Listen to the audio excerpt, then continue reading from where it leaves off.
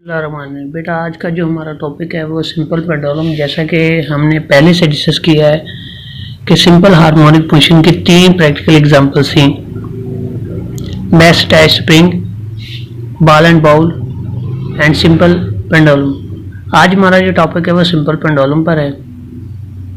Simple pendulum को समझने के लिए हमें सिंपल हार्मोनिक मोशन की कुछ कैरेक्टरिस्टिक्स जो कि हमने ऑलरेडी पढ़ ली थी, जैसे कि वाइब्रेशन, टाइम पीरियड, उसके बाद फ्रीक्वेंसी और एम्पलीट्यूड, ये हमने डिस्कस कर लिया था।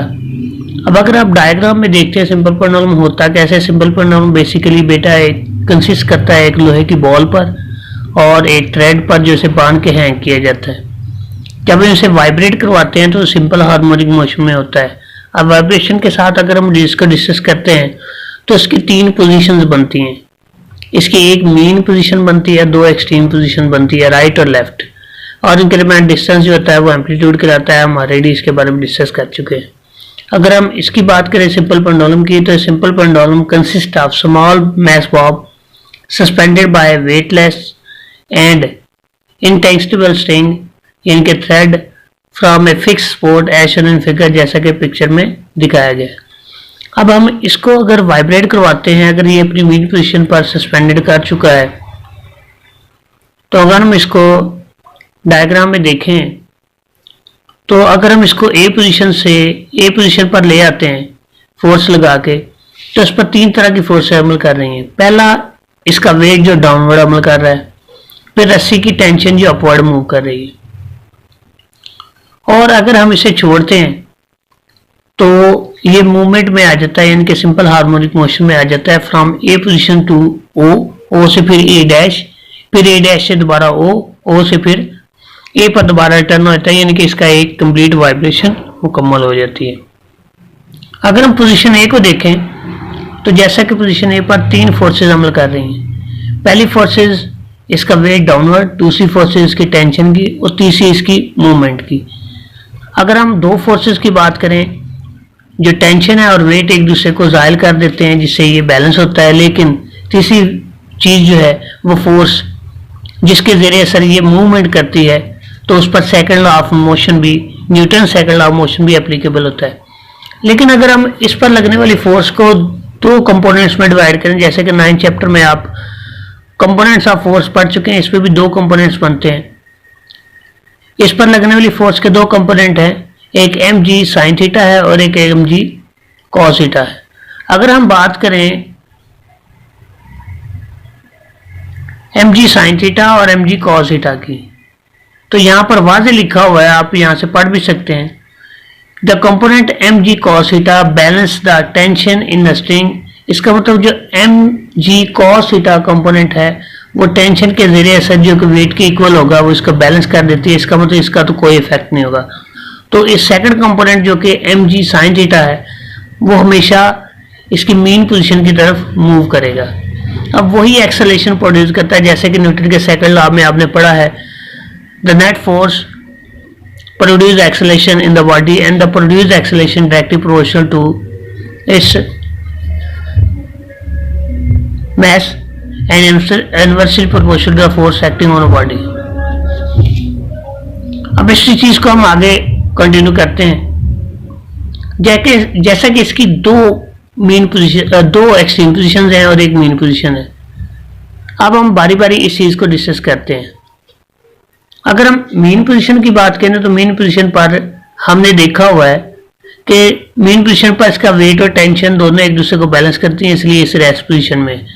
अब इसको जानने से पहले कि हम इसको डिस्कस करें, हम इसकी कुछ कैरेक्टरिस्टिक्स को डिस्कस कर लेते हैं। तो ये सिंपल हार्मोनिक मोशन की कुछ कैरेक्टरिस्टिक्स हैं, उसको डिस्कस करते हैं। जैसे in simple harmonic motion the body oscillate above the mean position, और ये सारी डिस्कस के लिए सेकंड चैप्टर में हमने डिस्कस किए हुए हैं, उसको रिवाइज कर लें ताकि हम यहाँ पर डिस्कस करें तो आपको पता हो।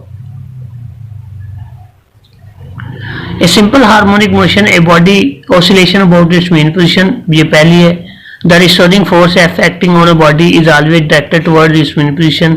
The acceleration produced body due to restoring force is directly proportional to the displacement and always directed towards its mean position. The velocity of a body maximum at mean position and gradually decreases as the body moves away from O. At the extreme position A and A dash, the velocity of simple harmonic motion becomes 0. At the mean position, kinetic energy of a simple harmonic motion is maximum while the potential energy is equal to 0. At the extreme position A and A dash, the potential energy of simple harmonic motion is maximum while the kinetic energy is equal to the 0. In the between mean position and extreme position, the energy will be partially kinetic and partially potential energy. The total energy remains constant during the motion. इसको discuss करने के बाद हम चलते हैं दोबारा simple harmonic motion की diagram पे और सिंपल पेंडुलम की डायग्राम पे। इसमें हम देखते हैं कि जब बॉडी ए पोजीशन पर होती है तो वो मूव करती है। जब वो मूव करती है तो वो एक पोजीशन से दूसरी पोजीशन की तरफ जाती है, यानी कि एक्सट्रीम से मीन, मीन से एक्सट्रीम की तरफ जाती है। अब हमने कैरेक्टरिस्टिक्स में भी पढ़ा हुआ है, अभी भी हमने डिस्कस किया है कि पहली बात जबकि बॉडी जमीन से ऊपर की जानिब आती है तो बेटा उसके अंदर जो पोटेंशियल एनर्जी है वो इंक्रीज कर जाती है, और जैसे हम उससे छोड़ते हैं तो पोटेंशियल एनर्जी जो है वो काइनेटिक एनर्जी में कन्वर्ट होती है। सेम सिनेरियो यहाँ पर है कि जब बॉडी को मूव करके ऊपर एक पोजीशन पर लेके आते हैं तो जब हम उसे छोड़ते हैं तो उसके अंदर पोटेंशियल एनर्जी होती है जो टोटली काइनेटिक एनर्जी में कन्वर्ट होती है। यहाँ एक्सट्रीम पोजीशन पर याद रखिए कि पोटेंशियल एनर्जी मैक्सिमम होगी क्योंकि बॉडी रेस्ट में होगी, तो उस वक्त उसकी काइनेटिक एनर्जी 0 होगी। जबकि एक्सट्रीम मीन पोजीशन से गुजरते हुए बॉडी की स्पीड सबसे ज्यादा होती है, इसका मतलब वहां पोटेंशियल एनर्जी 0 के बराबर, जबकि काइनेटिक एनर्जी मैक्सिमम होती है। और वो कितनी होती है? जितनी पोटेंशियल एनर्जी हमारी एक्सट्रीम पोजीशन पर थी वही कन्वर्ट होगी काइनेटिक एनर्जी में कन्वर्ट होगी जो कि मीन पोजीशन पर होगी। अगर हम इसके एक्सेलरेशन की बात करें तो इसका एक्सेलरेशन हमेशा डायरेक्टेड टुवर्ड्स मीन पोजीशन होती है, यानी कि उसकी सिमत हमेशा मीन पोजीशन की तरफ होती है। इसको समझाने के लिए मैं एग्जांपल देता हूं। एक गाड़ी है, उसकी स्पीड बढ़ रही है। जब उसकी स्पीड बढ़ रही होती है या उसे वेलोसिटी की मद में लेते हैं, वेलोसिटी बढ़ रही होती है तो इसका एक्सेलरेशन जो होता है वो पॉजिटिव होता है और वेलोसिटी और एक्सेलरेशन की सेम डायरेक्शन होती है। लेकिन जब हम ब्रेक अप्लाई करते हैं तो वेलोसिटी तो डिक्रीज हो रही होती है लेकिन एक्सेलरेशन की सिमत देखें, वेलोसिटी डिक्रीज हो रही है लेकिन गाड़ी की डायरेक्शन वही रहती है। इसीलिए हम कहते हैं वेलोसिटी की डायरेक्शन तब्दील नहीं होती, वेलोसिटी डिक्रीज हो रही है लेकिन एक्सेलरेशन नेगेटिव होता है जिसकी डायरेक्शन इसके ऑपोजिट हो जाती है। अगर इस सिनेरियो को देखा जाए तो हम ये देख सकते हैं कि सिंपल हार्मोनिक मोशन में जो वेलोसिटी की डायरेक्शन होगी वो जिस डायरेक्शन में बॉडी मूव कर रही है उस जाने में होगी, लेकिन जब वो वेलोसिटी इसकी डिक्रीज हो रही होती है तो एक्सेलरेशन की जो डायरेक्शन होती है वो वेलोसिटी के ऑपोजिट हो जाती है। तो इस तरह हर सूरत में अगर हम ए पोजीशन से ओ की तरफ जाएं तो वेलोसिटी इंक्रीज हो रही होती है, इसका मतलब वेलोसिटी और एक्सेलरेशन की डायरेक्शन ओ की तरफ होगी।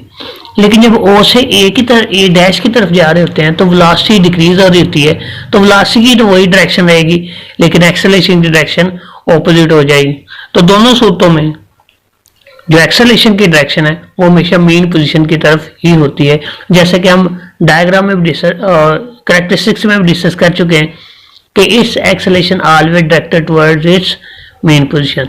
तो ये सिंपल हार्मोनिक मोशन है, इसको आप डिस्कस कीजिएगा, तो इसको पढ़िएगा। अगर क्वेश्चन है तो कमेंट में लिखिएगा, फिर इंशाल्लाह इसका क्वेश्चन का आंसर दे दिया जाएगा। Thank you.